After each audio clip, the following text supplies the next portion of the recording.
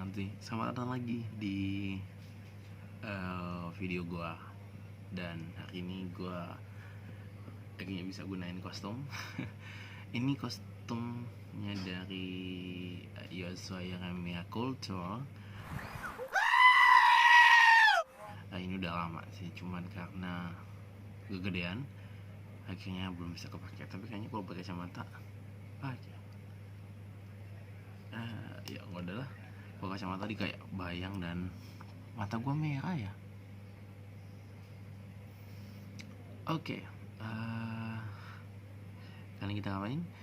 Kali ini seperti biasa kita akan bercerita, karena saya nggak bagi tips. Saya cuma pengen cerita tentang pengalaman spesialku. Pernah bekerja di beberapa perusahaan dan ya semoga menginspirasi sih. Baca. Sebelumnya gue udah kerja sejak tahun 2012 sampai sekarang 2020, kayaknya udah 8 tahun saya sudah punya pengalaman kerja. Walaupun sama 8 tahun itu gak full bekerja, ada waktunya juga saya pernah menganggur. Tunggu.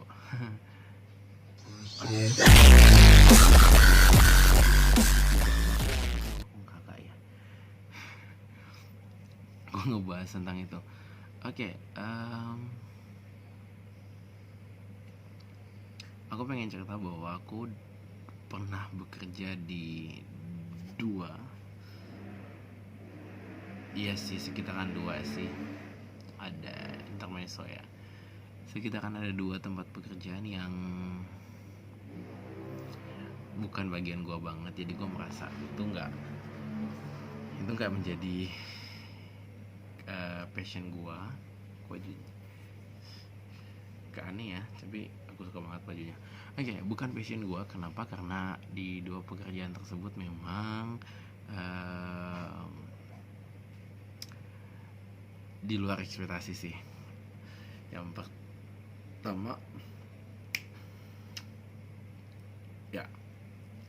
pertama saya pernah jadi seorang resepsionis di salah satu resort di salah satu daerah di Indonesia. Saya nggak perlu sebutin karena nggak minta izin, takutnya bawa nama malah menimbulkan pro kontra di depan ya. Tapi yang pasti adalah gue pernah kerja di resort. Nggak pernah kebayang kerja di hotel atau resort seperti itu, karena latar belakang sebelumnya saya lebih banyak ada di dunia finance ya, di perusahaan-perusahaan pada umumnya, dan kali ini saya harus bekerja sebagai seorang resepsionis. Jadi ceritanya nggak langsung resepsionis ya, di situ pembukaan lowongannya itu sebenarnya lebih ke lebih ke accounting. Cuman ada beberapa kendala yang gue temukan waktu itu. Di awal memang pada saat proses interview udah sebagian besar menggunakan bahasa Inggris, dan saya mencoba untuk semaksimal mungkin untuk bisa menjawab. Terus yang kedua ada technical test dan juga menggunakan bahasa Inggris, dan saya juga sebisa mungkin untuk menjawab. Tapi saya nggak tahu, ternyata saya diterima. Akhirnya saya diundang. Sebelumnya saya ikut training di salah satu pulau, jadi trainingnya di pulau, dan kayaknya di situ kantor kayak bilang pusatnya ada di situ. Jadi gue harus belajar di situ selama kurang lebih 1 minggu. Perjalanan dari tempat gue tinggal sampai ke pulau tersebut itu lumayan jauh, dan akhirnya gue mutusin untuk ngekos karena gue harus ekstra bangun pagi-pagi banget untuk bisa ke tempat kerja ya dong. Gak sampai seminggu sih, 2-3 hari doang sih, tapi nyaman karena lokasinya adalah untuk teman-teman liburan. Jadi kalau untuk bahasa kerja no, tapi nyaman panjang ya, mana nggak dipotong. Kayaknya gue akan format untuk dipotong supaya bisa dipakai, dan ini akan coba. Oke, gue malah ngebahas baju ya. Oke, lanjut. Akhirnya udah saya kembali ke kantor, ke hot resort yang sebenarnya itu nggak jauh dari rumah, lumayan nggak jauh sih sebenarnya. Oke, di sini akhirnya saya mulai, dan ternyata setelah dikonfirmasi saya nggak kerja di resortnya itu, tapi di salah satu anak perusahaan dari resort tersebut. Jadi resort tersebut punya kayak perusahaan kecil yang menyediakan perlengkapan untuk uh, apa ya, kayak underdeal dive. Jadi kalau ada yang butuh yang apa namanya baut segala macam itu ada uh, parental kok menggunakan parental, pokoknya item-item kecil yang bisa digunakan dalam proses diving itu ada di perusahaan ini, dan dia mendistribusikannya. Jadi kalau mau butuh ya pesan ke dia akan jual. Dan di situ ternyata yang punya adalah is a bule, orang dari Jerman kalau nggak salah ya, gue lupa, Jerman. Dan dia nggak bisa bahasa Indonesia sama sekali. So gue yang use menggunakan bahasa Inggris itu masih parah, dan harus ketemu gitu kan dengan orang yang membutuhkan orang yang bisa menggunakan bahasa Inggris, tuh nggak connect. Akhirnya dalam satu hari dia nggak suka dia akhirnya pindahin gue. Akhirnya gue kembali ke resort, tapi di resort saya nggak tahu ngapain. Akhirnya gue belajar di inventory, ngestok barang, baik itu barang ya untuk kebutuhan ya, jadi barang masuk barang keluar itu lewat gua. Dan karena mereka merasa saya nggak cocok di situ, gue dipindahin lagi untuk ketiga kalinya, dan akhirnya dipindahin ke front desk. Dan semenjak saya pindah ke front desk itu berubah banget, karena yang biasanya gue Senin sampai Jumat, Sabtu Minggu libur, akhirnya saat ini gue harus menggunakan sistem shifting. So gue harus pulang pagi. Oh my god, nggak pulang pagi sih sebenarnya, nggak pulang pagi karena dia nggak ada shift pagi, cuman adanya dari jam masuk siang, yang pokoknya tutup itu jam 12 malam. Jadi gue harus pulang pergi jam 12 malam. Lumayan jauh sih. Dan singkat kata perjalanannya itu cukup aman.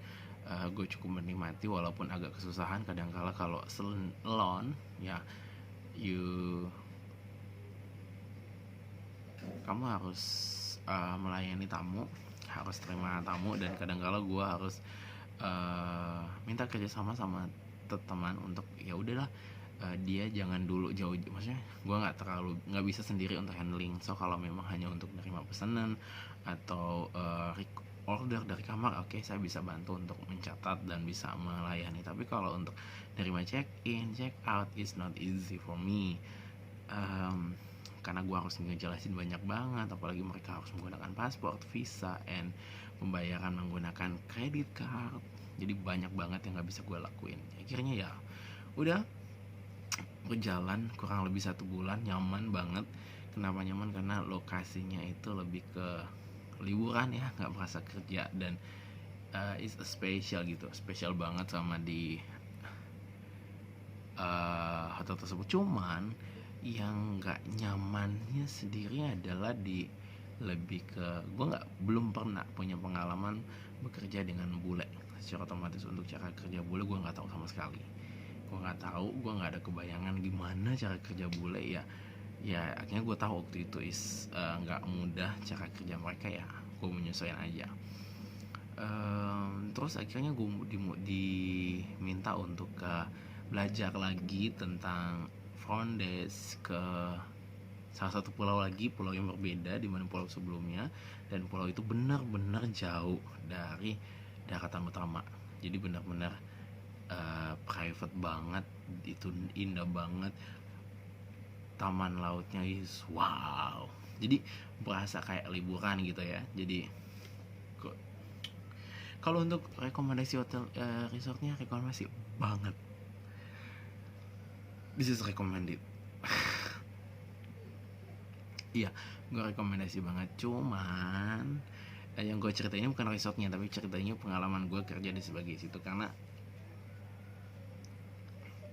ini bukan bagiannya gue suka ngelayanin tamu, gue suka untuk hospitality, tapi udah waktu itu gue nggak ada pernah kebayangin untuk jadi seorang front desk. Oke, di situ gue ngelayanin tamu, gue juga dilayanin luar biasa coy, karena gue dianggap dari induk ya, intinya kayak head office ke cabang pastinya dilayani dengan luar biasa. So waktunya kembali di situ kurang lebih cuma 1-3 hari, tapi karena gua nggak menikmati apa ya, nggak menikmati karena di pikiran gue itu jarak jauh dan sebagainya, jadi gue nggak menikmati keindahan lokasi, jadi kayak terpaksa ujung-ujungnya ya that's only just only, kalau bilang santai kagak sih, jadi apa ya, jatuhnya kayak terpaksa banget gitu. Jadi walaupun tempatnya itu indah, ujung-ujungnya ya no no no relax, no enjoy. Akhirnya gue bisa sama juga karena harus menyesuaikan orang-orang baru dan gue nggak terlalu kenal mereka, ya udah aku menyesuaikan banget. Dan gue nggak akan cerita secara detail di resort yang tersebut karena situ juga banyak pengalaman yang unik dan wow banget.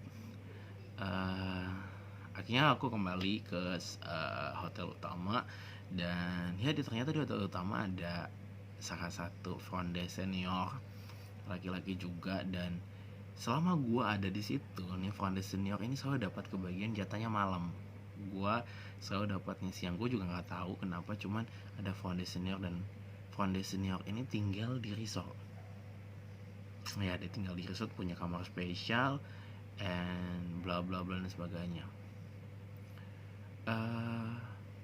Saya nggak tahu kalau yang front desk senior ini gimana ya, pernah ada satu case dia minta gua untuk ngebersihin kamarnya dia gitu, dan karena gua nggak ngerasa itu pekerjaannya gua nggak ngerjain dong.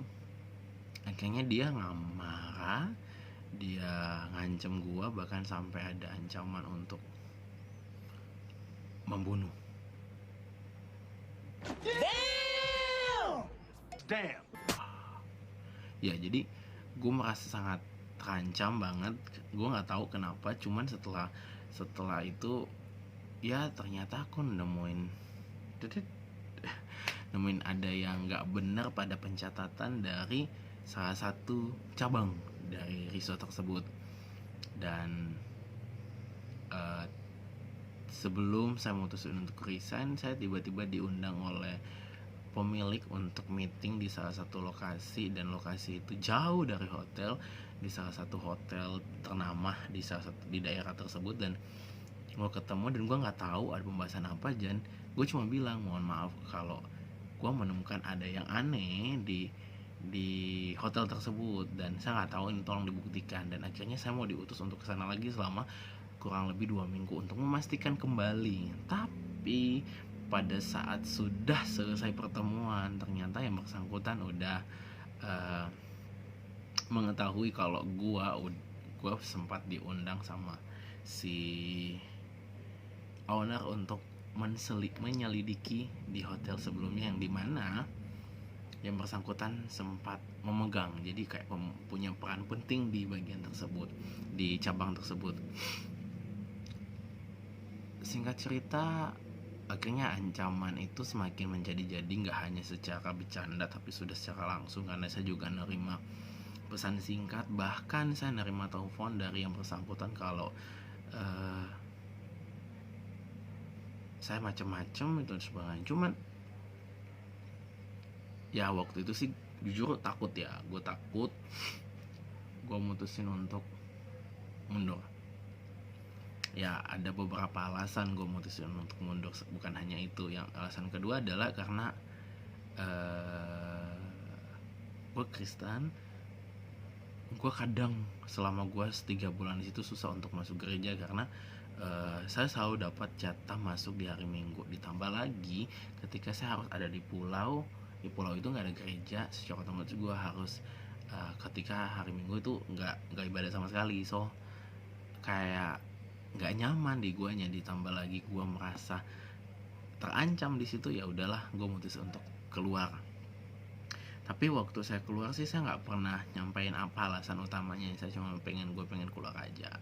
Dan sempat dihubungi sama pemiliknya, jadi bulenya itu sempat ngehubungin gua untuk minta saya kembali karena yang bersangkutan itu udah nggak ada di hotel tersebut. Saya bilang sih, sorry mister, saya sudah bekerja, saya sudah mendapatkan pekerjaan baru, dan kayaknya saya nggak ada niat untuk back to tempat tersebut. Setelah saya cari tahu, ternyata tempat tersebut udah mengganti semua orang di dalamnya, karena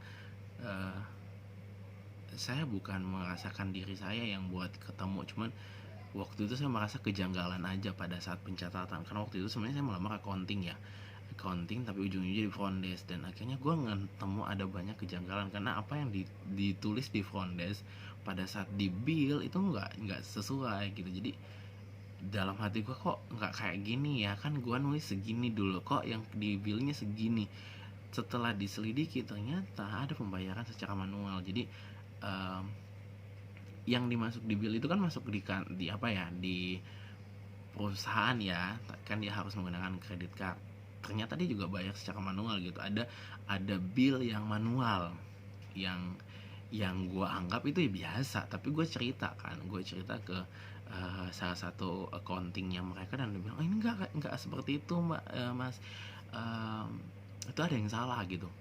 Gue nggak tahu, gue cuma cerita aja karena gue ketemu itu waktu saya berada di resort cabang, dan ya akhirnya terbongkarlah yang bersangkutan itu keluar. Bahkan ya lebih dari 4 front desk yang bertugas di beberapa resort, di beberapa cabang resortnya pun jadi masalah. Oke, itu mungkin gambaran yang bisa gue cerita ya tentang gue yang punya pengalaman. Ya kalau dibilang serem, nggak serem sih, bukan serem sih, lebih ke gue pernah diancam untuk dibunuh karena saya menginformasikan apa yang saya curigai gitu.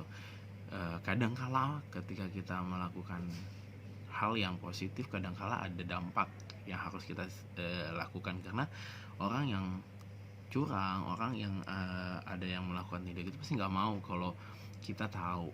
Dan sebenarnya itu kalau orang jeli, kalau orang paham, itu pasti tahu. Itu mudah banget untuk tahu, karena dengan membaca arus kasnya aja gue udah paham, kok kayak gini banget ya, kok ada seperti ini banget ya. Jadi sebenarnya bisa mencurigai sih, tapi ya karena waktu itu gue bukan siapa-siapa dan ada head accounting di sana, ya gue santai-santai aja gitu. Walaupun memang ya saya nggak tahu setelah itu ada apa. Kayak itu adalah ada di gua di sebelah. Pengalaman gua itu pengalaman pertama ya di resort, dan jujur gue pengen balik. Beberapa tahun terakhir gue pengen balik karena di pikiran gue adalah tempat yang nggak mudah stres gitu. Jadi gue stres kesana bukan karena pekerjaannya sih, tapi karena diri gue sendiri yang nggak bisa buat itu nyaman. Gue hanya bisa bertahan di situ kurang lebih 3 bulan. Gak sampai sih 2 bulan lebih lah, 2 bulan lebih. Kalau orang-orangnya yang kedua ya itu sih, karena mungkin gue dulu itu masih muda banget ya, masih di bawah 20 tahun kok nggak salah. Umur apa sih? Masih muda banget, dan itu pun masih sambil melanjutkan studi, jadi secara otomatis berabe waktunya. Jadi gue lebih nyari untuk lebih di kota untuk supaya mempermudah untuk studi saya. Ya itu gambaran ceritanya, semoga bisa menginspirasi teman-teman. Yang pasti kalau teman-teman bekerja dengan, ya ini persepsi gue ya, kalau teman-teman anggap itu salah ya itu sorry. Karena maksud teman-teman, kalau teman-teman bekerja dengan bola, intinya satu adalah integritas, karena mereka paling anti namanya integritas. Dan ketika teman-teman sudah bisa menunjukkan integritas yang baik, teman-teman akan menjadi orang yang dipercaya sama dia. Dan ingat, ketika dia udah percaya dan teman-teman melakukan hal yang kesalahan kecil apapun, kepercayaan yang tadinya awalnya gede bisa berubah jadi nggak gede, bahkan kepercayaan itu bisa hilang dan itu nggak akan bisa kembali.